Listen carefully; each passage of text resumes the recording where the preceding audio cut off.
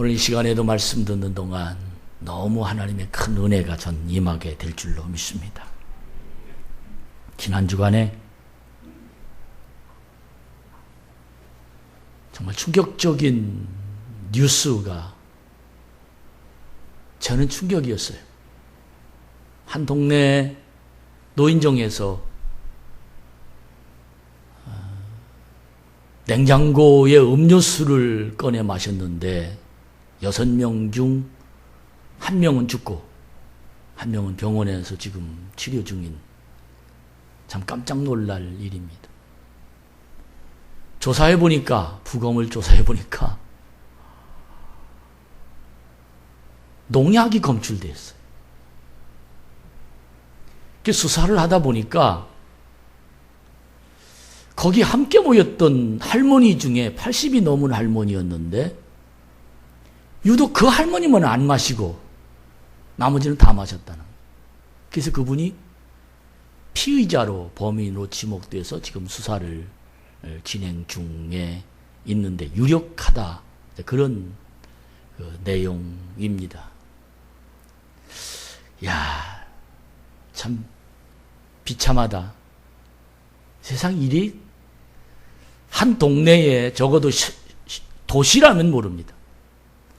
시골 경북 상주인데 그곳에 한 동네에 사는 노인이라고 말하면 적어도 30년에서 40년 같이 사는 사람들일 겁니다. 근데 거기다가 농약을 넣어가지고 음료수에다가 누굴 죽이려고 한두 사람이 아니겠죠. 이것이 바로 오늘날 우리가 세상을 사는 현실입니다. 가짜, 진짜.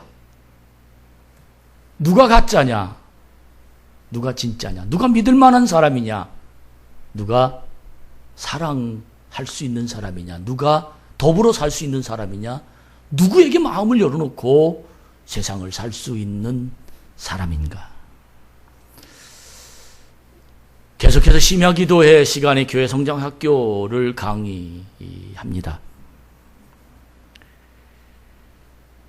그 내용에 누가 하나님의 나라, 하나님 나라를 마음에 품은 사람인가를 계속해서 말씀을 전하고 있는데, 그것은 바로 예수님을 누구라고 대답하느냐에 따라서 그 사람 마음에 하나님 나라가 임한 사람이냐, 그렇지 않은 사람이냐라고 이야기를 하고 있습니다.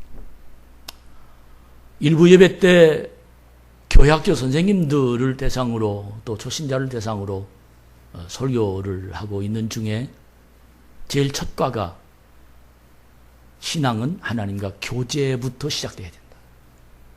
두 번째는 하나님과 동업해야 된다. 하나님과 교제하는 사람은 하나님의 주도권을 갖고 인간이 동참하면 세상은 하나님이 그를 축복한다. 세 번째는 하나님이 열매가 뭐냐? 하나님의 열매가 어떤 거냐?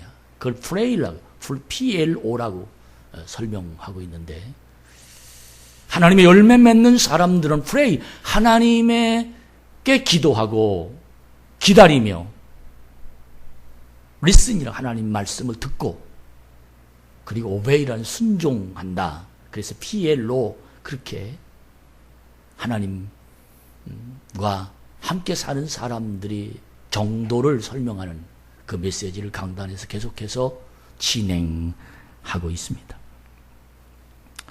이런 기본적인, 아무리 많이 안다 할지라도 수십 년 신앙생활한, 수십 년 같은 동네 노인정에 같이 산다 할지라도 그의 마음이 가짜면 독극물을 넣을 수 있고 그와 대화 내지는 교제하기가 얼마나 어려운 세상인지를 알 수 없습니다.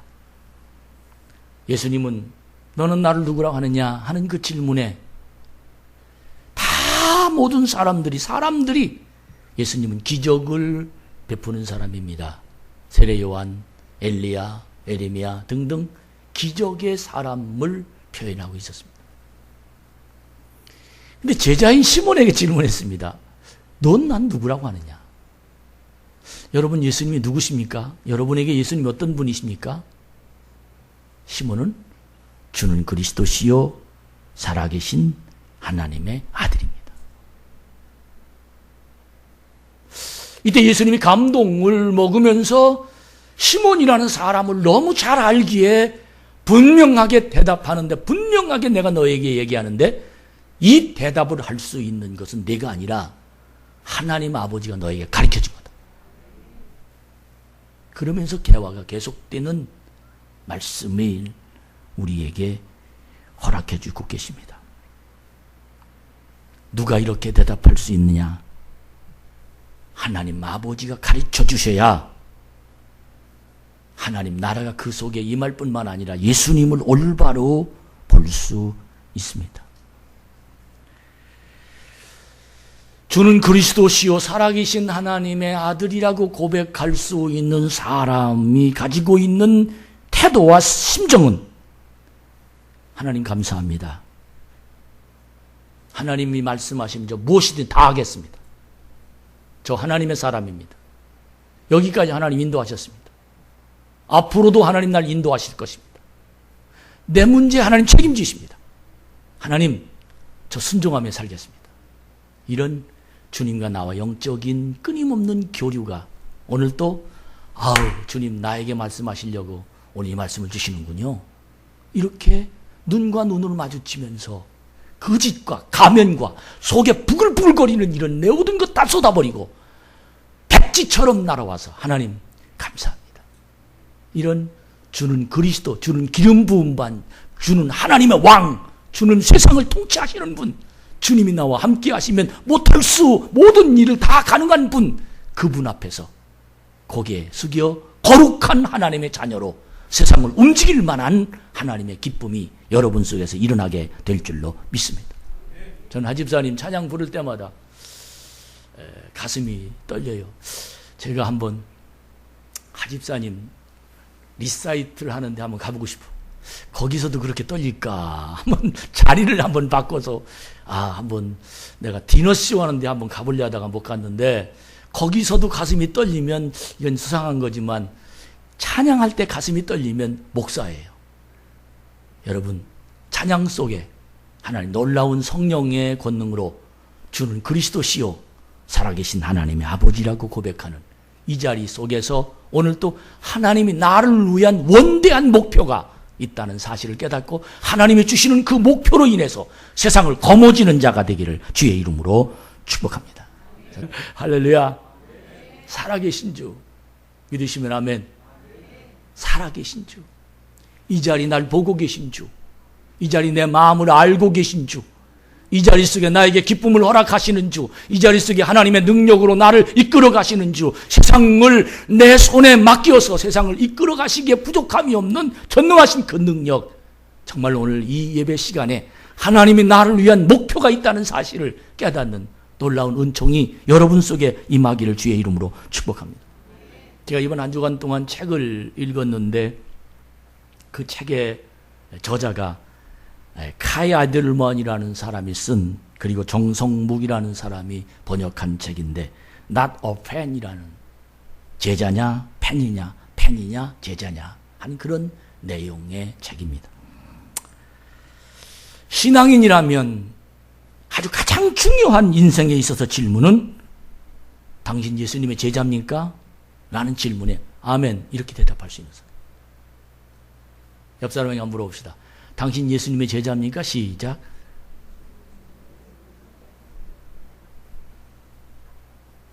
예수님의 제자입니까? 여러분 예수님의 제자입니까?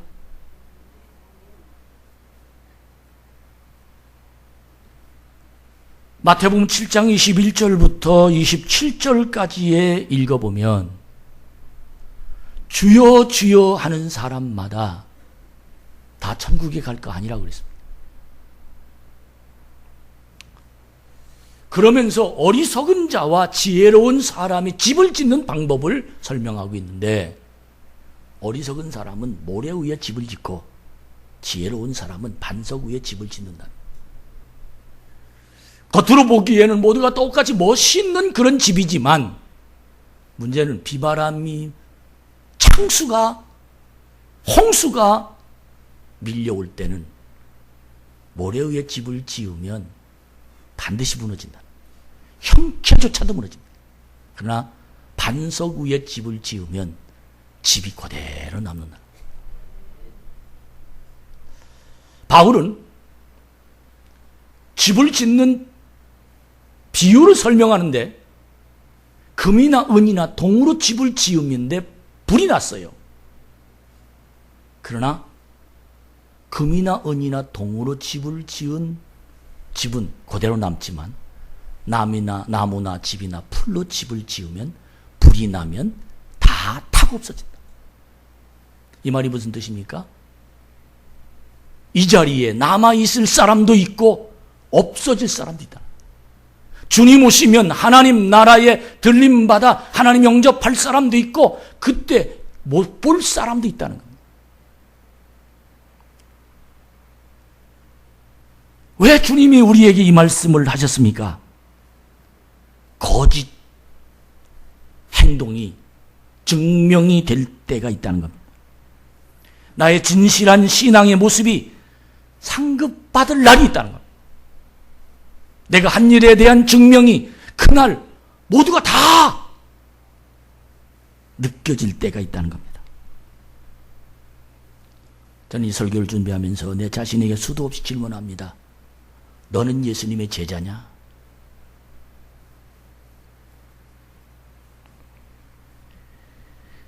예수님의 제자가 되면 사람은 끊임없는 예수님과 관계를 맺는 사람이라야 예수님의 제자입니다. 이 관계를 맺는다라는 이 관계 정립에 대한 이야기를 Define the Relationship이라는 이 예수님과 관계를 맺는 사람으로 살아라. 예수님과 교제하며 살아라. 하나님의 말씀을, 설교를 하나님 말씀으로 들어라. 예배당을 하나님의 집으로 보아라. 성경을 하나님의 말씀으로 읽어라. 오늘 또 기도를 호흡처럼 느끼며 주님과 대화하는 기도를 드려라. 이 말의 뜻은 무슨 뜻이냐면 내 안에 너 예수님이 있느냐? 예수님 안에 내가 있느냐? 이 대답은 아무도 그 대답을 해줄 수 없습니다. 우리가 보기에는 저 사람이 예수를 잘 믿는 사람 같다.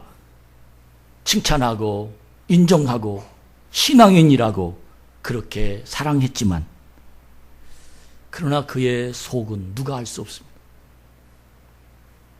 저 사람은 신앙이 없다라고 생각하는 사람 같지만 그는 끊임없이 예수님과 교제하고 예수님의 마음을 터놓고 예수님과 대화가 계속 진행되는 사람이 있는 건 아무도 알 수가 없습니다. 그러므로 우리는 누구든 판단할 수 없습니다. 누구든 하나님이 그를 얼만큼 사랑하는지 측량할 수 없습니다. 우리 모두는 다 저 사람 하나님 사랑하시라고 인정해주면 이 자리가 천국입니다. 저 사람의 기도는 하나님이 들어주셔라고 복음이 그 속에 들어가면 이 자리는 늘 주님이 이 자리에 오셔서 우리의 머리에 안수하시는 하나님의 기적이 일어나게 될 줄로 믿습니다. 여러분, 우리 모두 다 하나님의 은혜 가운데 저 사람의 기도도 들어주고 이 사람의 기도도 들어주고 저 사람의 형편도 알아주시고 이 사람의 형편도 알아주시고 저 사람은 하나님과 이런 관계를 이룩할 것이고 저 사람은 하나님과 이런 관계를 이룩해서 이 교회가 축복의 통로가 되도록 만들어가는 하나님의 사람이 되기를 축복합니다. 판단하지 맙시다. 때로는 책망하지 맙시다. 비판하지 맙시다. 다만 나는 예수님의 제자인가를 질문합시다. 제가 오늘 설교를 준비하면서 지난주 어떤 강의를 제가 들었는데 설교를 음악처럼 해라 하는 내용이 오선지에다가 디크레센트 크게 할 때, 또 크레센트 올릴 때, 또 느리게 할 때, 또 빠르게 할 때 이거를 좀 하면 상당히 리드미컬하게 설교가 진행될 것이다. 그래서 원고에다가 여기는 조그맣게 할 때, 여기는 크게 할 때, 여기는 빠르게 할 때, 제가 이렇게 적어놨어요. 저는 이 설교 중에 이 메시지가 정확하게 내 마음을 움직이면서 판단하지 말아라, 책망하지 말아라, 비판하지 말아라. 다만 나는 예수님의 제자인가 질문해라. 조용히 물어보고 싶어요. 주님이 우리에게 조용히 말씀하고 내 자신을 쳐다보고 계시는 주님의 은총이 오늘 이 말씀을 통해서 이런 대답이 통한 사람에게 하나님은 원대한 목표를 주십니다. 예수님은 오늘 또 우리에게 그리고 여러분과 저에게 결판을 내시려고 하십니다. 오늘 확실하게 너 나와 사귀자. 오늘 확실하게 내가 내 속에 들어가마. 너 내 속에 들어와라. 오늘 확실하게 내 말을 들어라. 내가 내 말을 들어주겠다. 오늘 확실하게 너와 나의 마음이 합해자. 오늘 확실하게 하나님이 지금 너는 내가 이 자리에 있다. 너 인정해라. 이렇게 예수님과 나와 관계의 고리를 지금 분명하게 Define the Relation이라는 이 Define the Relation이라는 이 믿음의 관계 정립이 주님과 나와의 올바른 관계로 정립되기만 하면 이 자리는 복 있는 자리입니다. 여기서 주님의 손잡고 나갈 수 있습니다. 여기서 내 소원이 이루어질 수 있고, 여기서 하나님의 사람으로 만들어갈 수 있고, 여기서 하나님의 승리가 우리를 주관할 수 있는 은혜의 모습이 일어나게 될 줄로 믿습니다. 여러분, 팬이냐 제자냐는 이 책 속에 보면 팬과 제자는 다르다라고 얘기합니다. 팬은 어디까지 팬입니다. 팬은 누군가를 지극히 좋아하는 사람이고, 마치 팬은 축구장에 가서 저 맨몸으로 어떤 때는 페인트 칠하고 열렬히 응원하고, 선수가 사인한 운동 셔츠를 입고 너무 행복해하고, 그리고 자랑하고, 나 누구 팬이라고 목숨 걸 것처럼 그를 열렬히 사랑하고 좋아하지만, 그러나 그 팬이 운동장에 뛸 수는 없습니다. 그 팬이 말만 하는 겁니다.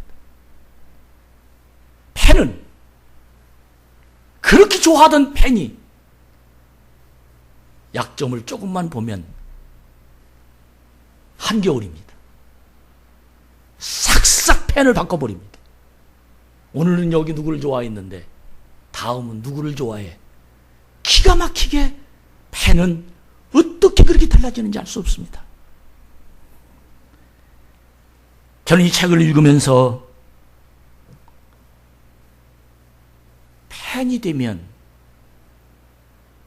변덕스러워지지만 제자가 되면 같이 갈 수 있다. 팬은 조금만 상처를 받으면 적이 되지만 제자는 그를 위해서 십자가까지 진다. 이것이 팬과 제자의 다른 점. 요즘에 분당에 이찬수 목사님이 아주 정말 폭탄 발언을 해서 기독교 교회가 술렁술렁하고 있는데, 그 내용이 뭐냐 하면, 나는 10년 후 지금 현재 교인의 4분의 1만 가지고 나머지 교인들은 다 다른 데로 교회로 보내겠다. 내가 650억짜리 건물이 있는데 10년 후에 사회로 환영하겠다. 그렇게 전에도 한번 그런 말을 한 적이 있는데, 교인의 4분의 1만 자기 교회 교인으로 삼겠다 하는 이 말에 지금 들리는 많은 이야기가 있어요. 그걸 고지고대로 좋으신 분이다. 그래, 그렇게 뭐 얼마나 좋을까. 아니면 놀라운 건 그럴수록 사람이 더 많이 와요. 인기성 발언 아니냐 라고 얘기하는 사람도 있습니다. 이 말에 왜 그런 말을 했을까? 저는 긍정적인 생각을 가졌습니다. 아마 그분 마음에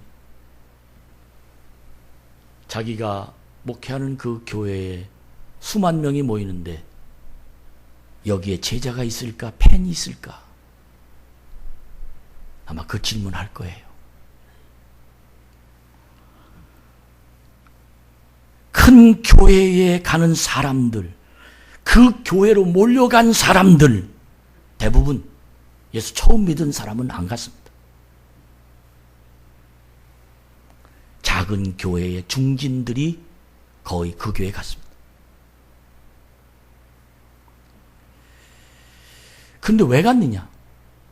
자신의 기량을 발휘할 수 없거나 자신의 뜻에 맞지 않거나 자신의 대화의 상대가 없거나 자신이 좀 더 크게 보이고 싶거나 이런 사람들이 대부분 이동하여 갑니다. 근데 그들은 그 교회에서 애지중지 길렀습니다. 눈물을 흘리며 길렀습니다. 그 집안에 숟가락이 몇 개고 젓가락이 몇 개라고 할 정도로 기도해주며 하나님의 복음을 전했습니다. 그를 구원시키기 위해서, 그에게 하나님의 영이 임하기 위해서, 성령이 충만케 하기 위해서 정말로 밤잠 안 자며 담임 목사가 그를 위해 기도하고, 그의 가정에 무슨 문제가 있으면 자기 가정을 버리고 목사의 가정을 버리고 그 가정에 뛰어가서 하나님 말씀을 전했던 그런 사람들이 대부분 큰 교회에 지금 몰려가고 있습니다. 제자인 줄 알았는데 팬이었어요. 자기가 좋아서 하는 사람은 팬입니다. 주님이 좋아서 하는 사람은 제자입니다. 제자는 예수님의 뜻을 이루기 위하여 십자가를 지는 사람이지만 팬은 자기 자신의 감정 때문에 움직이는 사람은 팬입니다. 한국교회가 팬으로 만드는 일은 우리는 막아야 됩니다. 한국교회가 예수님의 제자로 만들어 가야 됩니다. 한국교회가 십자가를 중심으로 서야 됩니다. 한국교회가 하나님의 말씀을 중심으로 가슴에 주님을 담아야 됩니다. 한국교회가 하나님의 능력이 가슴 속에 임해서 복된 삶으로 움직이는 승리함이 있어야 됩니다. 지금 전철이 개통돼 너무 신바람 나고 장호원 가는 8차선 도로가 개통이 돼서 신바람나 하는 그런 사람들이 참 많습니다. 근데 목사님들, 제 후배들 목사님들 만났는데 이천, 여주, 장호원, 광주 그 교회에 계시는 목사님 큰일 났습니다. 그래요. 아니 전철이 개통되는데 왜 큰일 나? 목사님 광주에서 8분이면 분당 가요. 이 말은 아차 하면 다 간다는 거예요. 제자를 기르지 제자가 없다는 거예요. 사람 따라갈 수 있다는 거예요. 하나님 나에게 주신 십자가의 소명이 없다는 거예요. 그는 자기 즐거움으로 신앙생활을 할 수밖에 없다. 일본의 정치 여러분 아시죠? 전쟁 준비하기 위해서 법을 통과하는 중이라는 사실.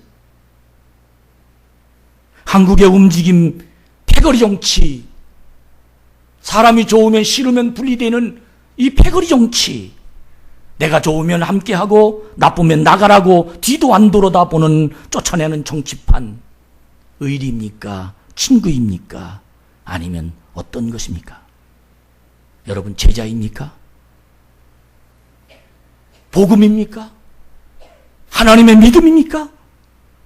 팬은 자신에게 유익이 되지 않으면 떠나거나 비판을 합니다. 그러나 제자는 묵묵히 십자가를 집니다. 옛말에 입버릇처럼 흘러나온 그 친구들 간의 사이에 동네 속에서 오는 말이 이런 말이 있습니다. 중이 절을 싫으면 떠난다. 불교는 중이 절 싫으면 떠납니다. 그러나 기독교는 싫어도 문제가 생겨도 그 속에 소금의 빛이 되어서 맛을 내는 것입니다. 불교는 세상이 싫어서 산으로 들어갔습니다. 그러나 기독교는 문제를 보면 십자가를 져야 됩니다. 이것이 제자입니다. 왜 이렇게 제자냐를 끊임없이 질문을 하는가? 제자라야 오늘 본문에 주시는 핏대를 향하는 사람이 될 수 있기에 저는 제자냐 이 말을 계속해서 질문하고 싶습니다. 제자라야 하나님의 목표를 따라갈 수 있기에, 제자라야 내 인생의 목적대로 살 수 있기에, 제자라야 세상을 이끌어갈 수 있기에, 제자라야 하나님 사람답게 살 수 있기에, 제자라야 신앙인으로 세상을 끌고 갈 수 있기에. 할렐루야.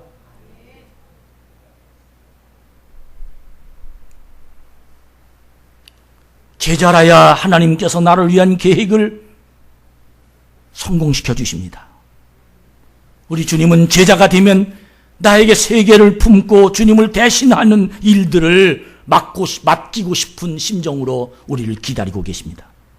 많은 사람의 마음속에 나는 막다른 골목이야, 이것이 내 한계야 라고 생각을 하면서 현실에 주저앉고 말지만, 나는 일어날 수 없어, 나는 여기까지야, 난 이것밖에 못해, 도저히 감당할 수가 없어, 나는 사람이 없어, 나는 돈이 없어, 나는 나이가 먹었어, 나는 시간이 없어, 이렇게 한계에 정하는 많은 기준을 자기에게 대답하면서 할 수 없는 눈으로 세상을 바라보고 있지만, 그러나 제자가 되면 이것도 없고 저것도 없지만 그의 신앙 고백 속에서는, 우리 한번 따라합시다. 하나님이 하실 거야. 할렐루야. 하나님이 하실 거야. 제자는 여러 조건과 환경과 사람과 문제를 보는 것이 아니라 제자는 하나님을 보는 겁니다. 하나님이 누르실 거야. 하나님이 처리하실 거야. 하나님이 책임지실 거야. 하나님이 축복하실 거야. 하나님의 길이 열어 주실 거야. 여러분, 나를 놓지 아니하시는 하나님의 능력이 제자는 보입니다. 어느 집사님 한 분이 돈 버는 일에 목표를 두고 살았습니다. 내 인생은 돈 버는 거다. 집에서나 교회에서나 어떻게 하면 돈을 벌까 하는 궁리와 계산으로 그분은 살았습니다. 그의 목표대로 그분은 돈을 많이 벌었습니다. 그러던 어느 날 몸에 이상이 생겼습니다. 진단한 결과 그는 악성 당뇨병에 걸렸다라는 진단 처방을 받았습니다. 당분이 된 음식을 삼가야 하며 이제부터 당신은 보리밥으로 생활하라 하는 말을 들었다는 겁니다. 그 집사님은 많은 돈을 보면서 인생이 서글퍼지기 시작했답니다. 내가 보리밥 한 공기 먹기 위해서 그렇게 발버둥 치면서 돈을 벌었단 말이냐?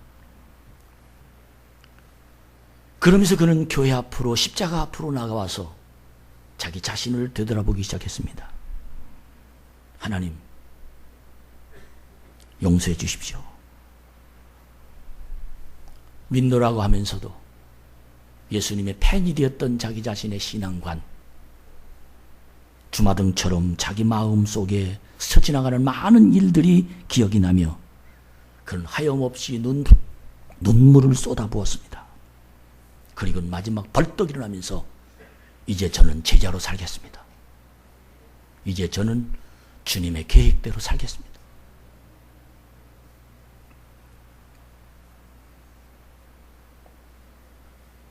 여러분에게 한번 질문합시다. 돈 버는 이유가 뭐예요?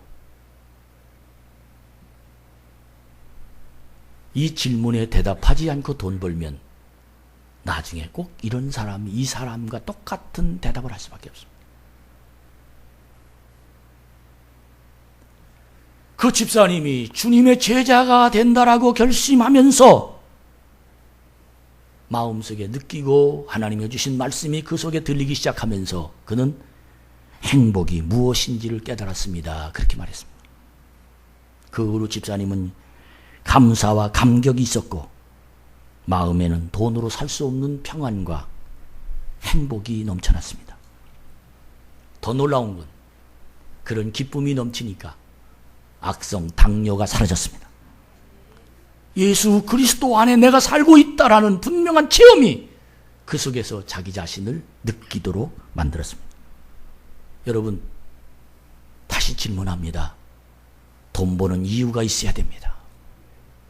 돈 버는 이유가 있어야 됩니다. 돈 벌어서 떵떵거리려고?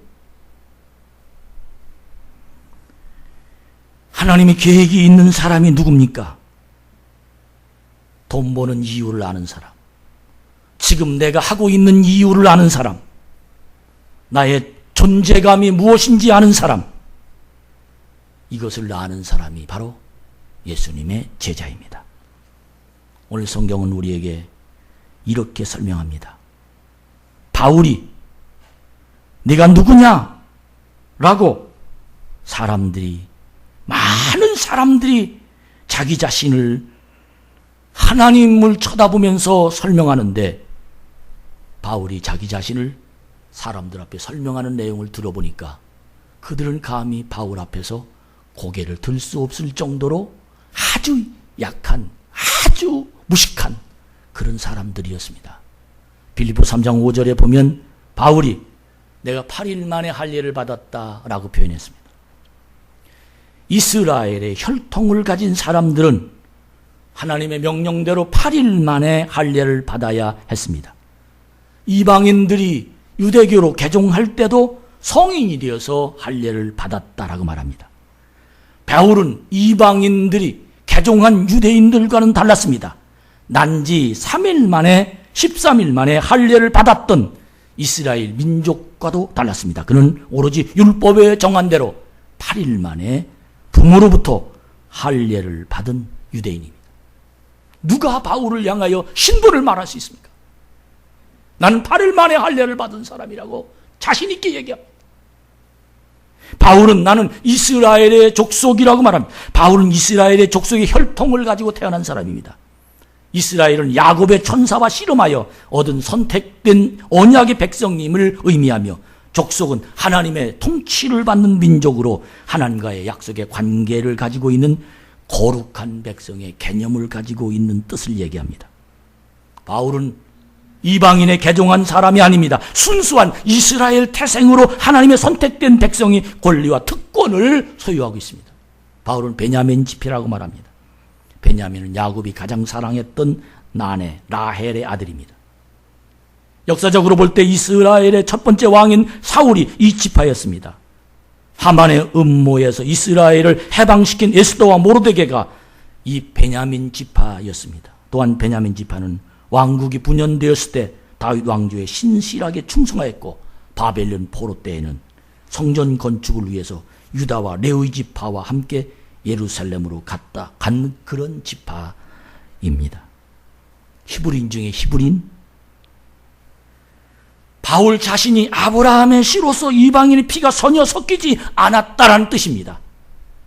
히브리인 부모에게서 태어났고 지금도 히브리인임을 말하고 있으며, 그는 유대인 방식으로 히브리 말로 양육을 받은 그런 사람입니다. 율법으로는 바리새파입니다. 그 중에서도 더 훌륭한 건 최고의 교수인 가말리알의 문화생입니다. 이 정도 바울이 사람들 앞에 내놓을 스펙, 경력, 이력, 혈통, 어느 누구도 바울처럼 자신 있게 자기의 혈통을 이야기할 수 없었습니다. 그러나 바울은 놀라운 건 8절에 보니까 이 모든 것들을 버렸다. 어떻게 버렸냐? 배설물처럼 버렸다. 그 이유가 뭐냐? 나는 예수님을 아는 지식이 이 세상에서 아는 지식보다 가장 고상한 지식이다. 이 세상에 많은 사람들은 가장 중요한 것을 발견하면 나머지 것들은 버립니다. 바울은 자기가 가지고 있는 혈통이 가장 중요한 줄 알았는데, 예수님을 만나고 난 다음부터 그는 예수님을 아는 지식이 가장 고상한 지식으로 깨달아지면서 자기가 그렇게 중요하게 생각했던 자신의 혈통, 자신의 지식, 자신의 가문, 자신의 모든 것 완전히 다른 복음, 다른 성경에 보면 똥으로 버렸다고 그랬습니다. 사랑하는 여러분, 누가 진짜입니까? 누가 제자입니까? 저는 간절히 바랍니다. 어떤 사람을 하나님이 쓰십니까? 어떤 사람을 통해서 하나님의 목적을 이루십니까? 반드시 예수를 아는 지식을 가장 고상한 지식으로 알며 세상을 버릴 수 있는 사람을 하나님 쓰신다는 사실을 믿으시기 바랍니다. 이러기 위해서 13절, 14절에 보니까 뒤에 있는 것은 잊어버렸습니다. 그 뜻이 뭡니까? 내가 가지고 있는 지식, 내가 가지고 있는 경제력, 내가 가지고 있는 그 그룹, 내가 누구누구를 알고 있고, 내가 너 돈 얼만큼 있고, 내가 누구와 함께 동문이고, 내가 누구와 함께 공부했고, 나 지금 내가 아는 누구가 유대인의 해당이요, 누구요, 뭐 이런 자기가 알고 있는 모든 것들은 버려버리고 앞에 있는 것, 그것이 뭡니까? 주님께 상급받을 일. 아멘. 이게 신앙입니다. 이것이 하나님의 사람입니다. 하나님의 교회는 하나님의 사람을 뽑아서 하나님이 사용하십니다. 저는 우리 참 좋은 교회 성도가 하나님께 쓰임받은 자가 되길 바랍니다. 팬은 자꾸 판단해요. 제자는 가릴 것이 없습니다. 문제가 생기면 자기가 십자가 집니다. 팬은 문제가 생기면 또 다른 팬을 정합니다. 난 오늘 성경을 읽으면서 그리고 나에게 주신 하나님 메시지를 들으면서 어떤 사람을 하나님 인도하실까? 아버지, 우리 교회에 하나님 인도하시는 사람을 만들어 주시옵소서. 정말 우리 교회에서 하나님의 큰 일하는 믿음의 사람으로 만들어가는 하나님 복된 자가 되길 축복합니다. 순수한 신앙, 하나님을 향한 믿음의 모습, 이것이 바로 열매 맺는 그리스도인입니다. 이런 그리스도인, 하나님을 향한 제자의 모습을 보여주는 그리스도인, 그 사람들에게는 오랜 동안의 병마에 시달려도 주님은 그를 병마를 물리치게 만듭니다. 나쁜 습관에 중독이 있어도 주님은 사용하십니다. 가정 불화가 있어도 주님은 책임져 주십니다. 물질의 문제가 있어도 주님은 길을 열어주십니다. 하나님은 지금 우리에게 말씀하십니다. 왜 우리에게 이 말씀을 주십니까? 그 이유는 따라합시다. 보라, 내가 새 일을 행하리라. 내 속에 있는 더럽고 추악하고 원망하고 불평하고 누구고 왜 이래 이 폐뇌의 성격을 가진 내 이 심성을 다 벗어버리고 다 잊어버리고 앞에 것을 향하여 보라 새 일을 행하리라 하시는 하나님의 뒤를 따라간다면 주님은 나를 통해서 새 일을 행하시는 하나님의 사람으로 만들어 주실 줄로 믿습니다. 이 말이 무슨 뜻입니까? 너는 알지 못하였느냐, 듣지 못하였느냐? 이 말이 무슨 뜻입니까? 너는 충분한 그릇을 준비하고 있느냐? 너는 너의 병이 나을 줄 믿느냐? 너는 내가 믿음대로 될 줄 믿느냐? 너는 내가 성공한 사람이 될 줄 믿느냐? 너는 직장에서 두각을 나타낼 사람이 될 줄 믿느냐? 너는 가정에서 행복한 가정을 이룰 줄 믿느냐? 너는 내 주위의 사람들에게 칭찬받을 뿐만 아니라 너는 인정받는 사람이 될 줄 믿느냐? 하는 이 믿음의 질문보다 먼저 내 자신에게 주님이 질문하기를 너는 제자냐? 라고 질문하십니다. 할렐루야. 어느덧인지 모르게 교회에서도 어느 위치에 딱 있으면 배우려고 하지 않고 가리켜요. 참 너무너무 안타깝습니다. 여러분, 가리키려고 하는 사람은 하나님께 순종할 수 없습니다. 왜? 자기 방식이 생깁니다. 가리키려고 하는 사람은 자꾸 다른 사람을 지적합니다. 우리 모두 하나님이 나에게 목표가 있습니다. 그 쓰임받는 하나님의 사람이 되기를 축복합니다. 결론을 말씀드립니다. 유명한 골프 선수가 사우디 왕의 초대를 받고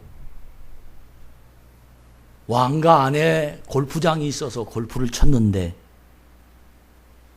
이렇게 치는 겁니다. 이렇게 하는 거 아주 잘 골프 선수가 가르쳐줬대요. 그랬더니 사우디 왕이 내가 당신한테 선물을 좀 해주고 싶은데 어떻게 선물을 좀 드렸으면 좋겠냐고. 아유, 뭐 제가 골프채 좋은 거 하나 그냥 주시죠. 그럼 왕 생각하고 골프를 치겠습니다. 그리고는 집에 왔다는 거예요. 딱 한 달 됐는데 편지가 왔어요. 뭐라고 편지가 온지 아십니까? 골프채가 온 줄 알았어요.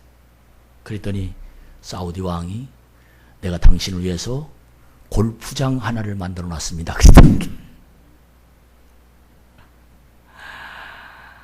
저는 이 내용을 읽으며 어떤 생각이 들어갔냐면 따라합시다. 그릇대로 주신다. 아멘. 여러분, 우리 주님은 지금 구별하고 계세요. 저놈은 팬, 저놈은 제자. 저놈은 여기까지 쫓아올 수 있고 저놈은 여기까지 쫓아올 수 있다.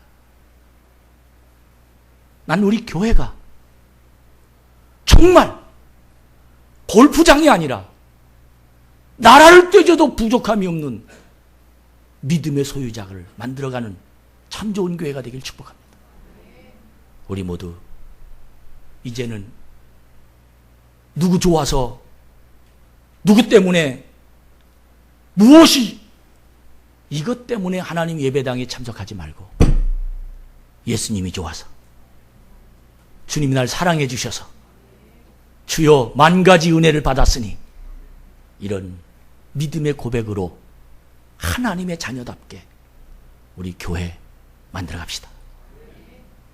저는 이번 금요일 날 그렇게 기도했어요. 하나님, 우리 교회를 통해서 천국을 가르쳐주는 교회가 되게 하시옵소서. 천국을 함께 가는 교회가 되게 하시옵소서. 정말 믿음 안에서 이 교회를 통해서 하나님의 목적이 이루어질 수 있는 성도로 만들어주길 원합니다. 소수의 무리지만 우리 마음에 하나님 나라를 만들어 놓으면 내 주인은 하나님이십니다. 오늘 신바람 나는 그리스도인이 되어서 하나님께 영광 돌리는 참 좋은 교회 모든 성도가 되기를 주의 이름으로 축복합니다.